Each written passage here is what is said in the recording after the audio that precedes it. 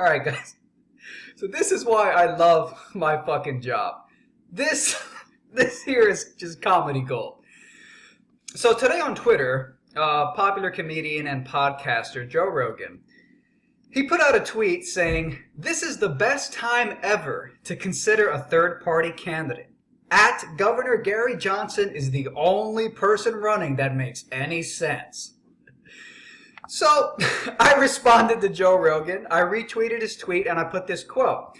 Joe Rogan has essentially endorsed Gary Johnson, a neo-Nazi racist who said he'd force Jews to bake cakes for Nazis. Now, when I put that out, I'm going to explain to you what I meant in a moment, because Gary Johnson actually said that he would force Jews to bake cakes for Nazis under his anti-discrimination policies that he would enact if he was president.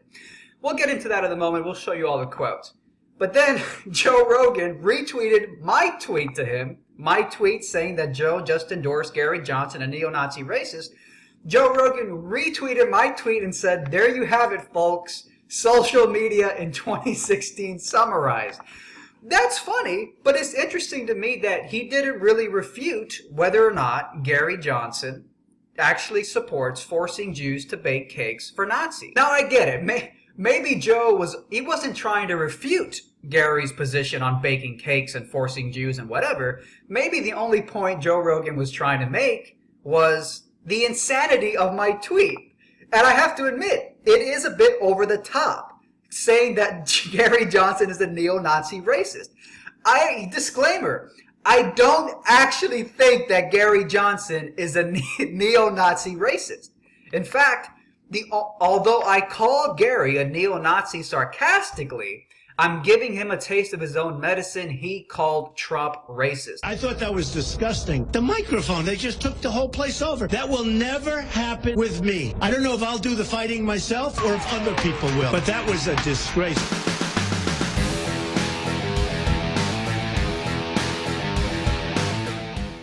Multiple times now, Gary Johnson has called Donald Trump a racist, which by now, I think we all know that the term racist is a bit too carelessly tossed out there, not because you actually think the person, your political opponent, is a racist, but really because it's a way to attack your ideological opponent and shut them up. So when I call Gary Johnson a neo-Nazi racist, I'm only saying it sarcastically to give him a taste of his own medicine, since he goes around calling Donald Trump a racist. Taking him on when he says that Mexicans are murderers and rapists, it's incendiary as a border state governor. It's incendiary to 50% of the population of New Mexico that he's talking about Hispanics, Mexicans in this way, when the absolute opposite is true.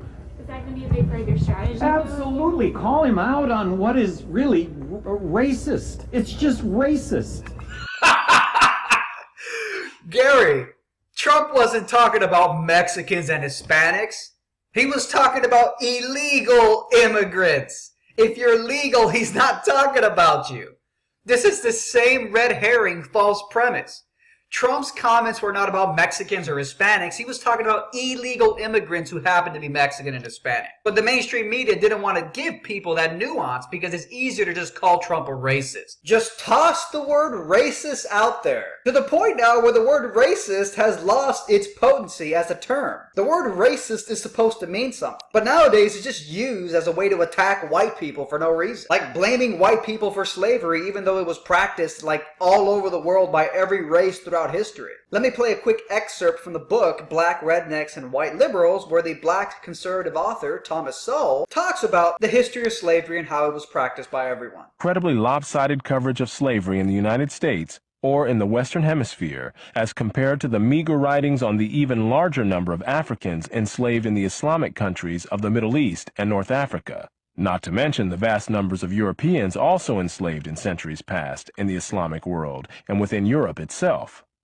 At least 1 million Europeans were enslaved by North African pirates alone from 1500. I highly recommend this book, Black Rednecks and White Liberals. So go ahead and I'll put the link to it in the description below. And you could actually get this book in audiobook format for free when you sign up for Audible. They give you your first audiobook for free.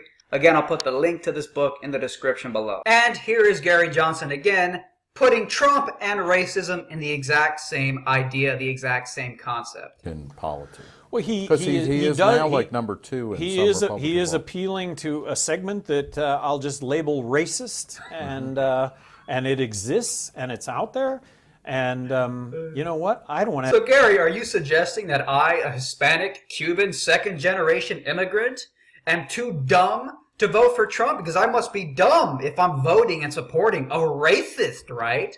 Or all Trump supporters must be racist? Am I an idiot for supporting a candidate who appeals to racists? A second-generation Cuban immigrant as I am? You see, that little liberal race-baiting tactic doesn't work anymore. Now let's go ahead and take a look into whether or not Gary Johnson said that if he becomes president, he would force Jews to bake cakes for Nazis. Governor Johnson has stated that he believes that bakers should be forced to bake wedding cakes for people that they disagree with, homosexual couples.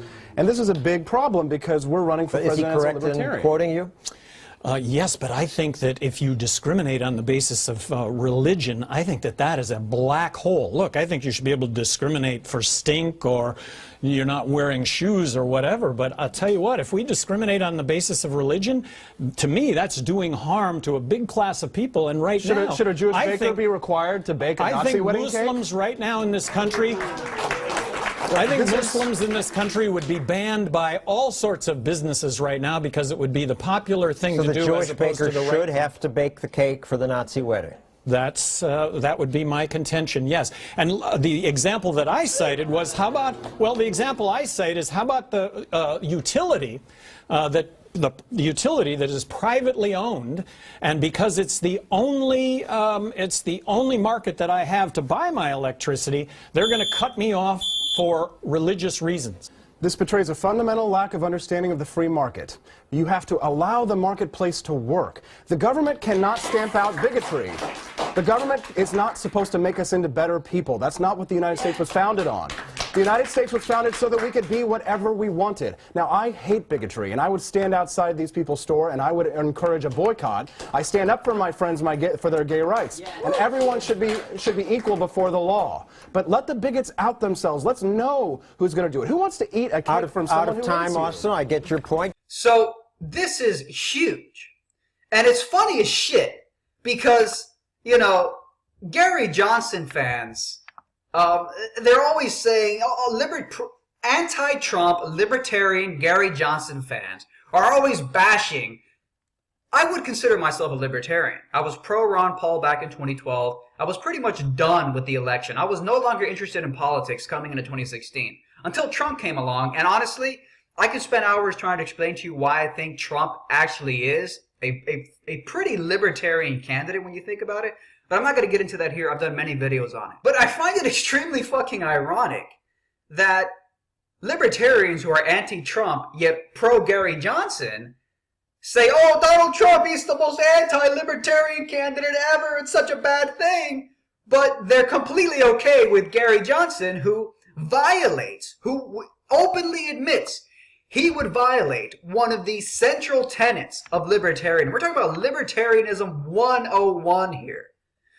Allowing the free market to be free from government coercion. But apparently anti-Trump libertarians who want to vote for Gary Johnson, they're just going to overlook this, even though it's a huge violation of libertarian philosophy. So give me a break. Oh, Trump is such an anti-libertarian, he's so bad. Yet you support Gary Johnson, who clearly violates a basic tenet of libertarianism? Give me a fucking break. I'm tired of these holier-than-thou libertarians who think voting for Trump is the most anti-libertarian thing out there, yet support this guy. And of course, it's funny, numerous Gary Johnson fans. Here's one guy saying, I'm pretty sure Gary didn't fucking say any of that, about forcing Jews to bake cakes. I hate idiots, Joe. Hate them. Makes me hate mankind. And I go, research your candidate, retard. Here's Gary saying he'd force Jews to bake cakes for Nazis. So you have all these Gary Johnson fans, fuck Trump, he's a racist. Yet they don't even realize that their own candidate, which they like, said he would force Jews to bake cakes. He didn't say any of that. I mean, these people are a joke. So Gary Johnson did in fact say that. Gary Johnson always calls Donald Trump a racist. So yes, I'm going to sarcastically call Gary Johnson a neo-Nazi sympathizer racist, just to give Gary a taste of his own medicine with these petty, carelessly tossing out the term racist to attack your ideological opponent. So Joe Rogan, honestly, he's a busy guy. He's a successful guy. I'd imagine he doesn't have time to research a lot of these political candidates. Maybe he's just assuming, hey, if it's independent, if it's third party, it must be better than the two establishment parties, right? Even though Donald Trump is not an establishment party figure because he was hated by the GOP establishment. He stole the election from the establishment. So, Joe, I'm sorry, man, but we can't make the argument that Gary Johnson is some libertarian hero when he violates basic tenets of libertarian philosophy.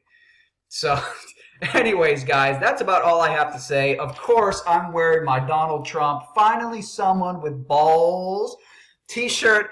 You could get the shirt below. I'll put the link to the shirt in the description below. Thank you guys for watching.